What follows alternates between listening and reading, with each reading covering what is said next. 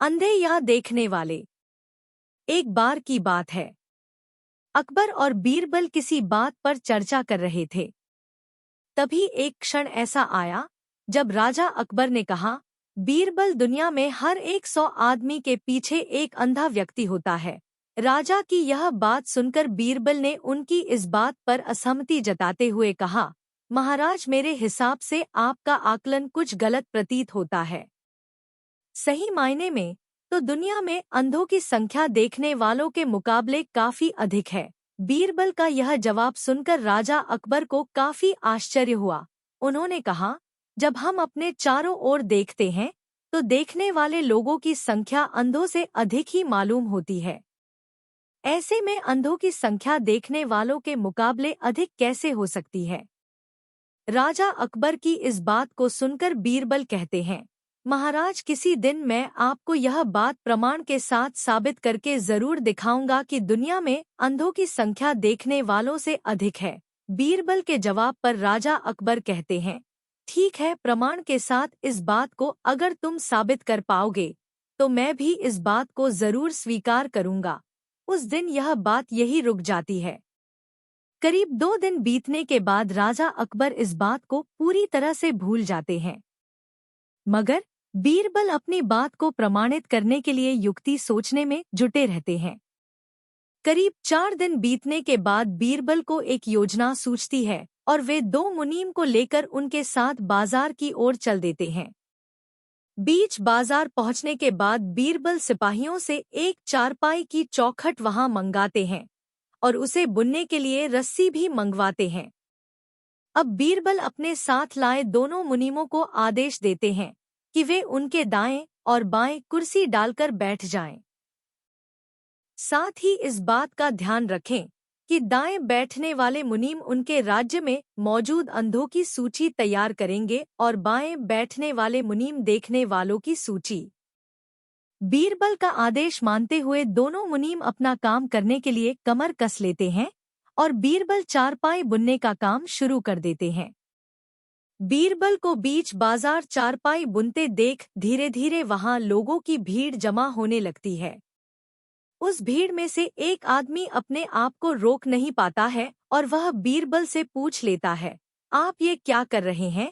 बीरबल इस सवाल का कोई जवाब नहीं देते और अपने दाएं बैठे मुनीम को इशारा देते हैं कि वह अपनी सूची में इस आदमी का नाम लिख लें।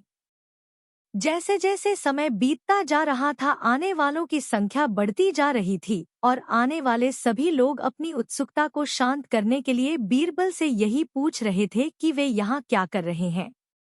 इसी के साथ बीरबल अपने दाएं मुनीम को इशारा देकर यह सवाल पूछने वालों का नाम अंधों की लिस्ट में डलवाते जा रहे थे। तभी अचानक वहां एक आदमी आता है जो बीरबल से पूछता है कि इतनी धूप में बैठकर आप चारपाई क्यों बन रहे हैं?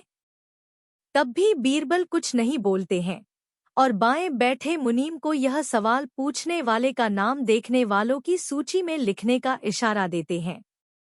यह सिलसिला ऐसे ही चलता रहता है और धीरे धीरे पूरा दिन निकल जाता है। तभी इस बात की जानकारी राजा अकबर को होती है और वे भी माजरा समझने के लिए बाजार पहुंच जाते हैं, जहां बीरबल चारपाई बुनने का काम कर रहा था। राजा भी बीरबल से यह सब करने के पीछे की वजह जानना चाहते हैं। इसलिए वह बीरबल से सवाल करते हैं कि बीरबल, यह तुम क्या कर रहे हो? राजा का सवाल सुनते ही बीरबल अपने दाएं बैठे मुनीम को आदेश देते हैं कि अपनी अंधों की लिस्ट में महाराज अकबर का नाम भी शामिल कर दो। बीरबल की यह बात सुनकर राजा अकबर को थोड़ा गुस्सा आया और आश्चर्य भी हुआ। राजा अकबर ने कहा, बीरबल, मेरी आंखें पूरी तरह से ठीक है और मैं सब कुछ अच्छी तरह देख सकता हूँ। फिर क्यों तुम मेरा नाम अंधों की सूची में चढ़वा रहे हो? राजा अकबर के इस सवाल बार बीरबल मुस्कुराते हुए कहते हैं, महाराज, आप देख सकते हैं कि मैं चारपाई बन रहा हूँ। फिर भी अपने सवाल किया कि मैं क्या कर रहा हूँ। अब महाराज, ऐसा सवाल तो एक अंधा व्यक्ति ही पूछ सकता है। बीरबल का यह उत्तर सुन राजा अकबर को समझ में आ गया कि वह कुछ दिन पहले की गई बात को प्रमाणित करने के लिए यह सब कर रहा है। यह बात समझ में आते ही राजा अकबर भी मुस्कुराते हैं और पूछते हैं, बीरबल तो फिर बताओ कि तुमने अपने इस प्रयास से क्या पता लगाया? बताओ देखने वालों की संख्या अधिक है या अंधों की? राजा के सवाल पर बीरबल जवाब देते हैं, महाराज मैंने जो कहा था वही बात सच निकली कि दुनिया में देखने वालों के मुकाबले अंधों की संख्या ज्यादा है। मेरे द्वारा तैयार की गई दोनों सूची का मिलान करने से आप भी इस बात को अच्छी तरह से समझ सकते हैं।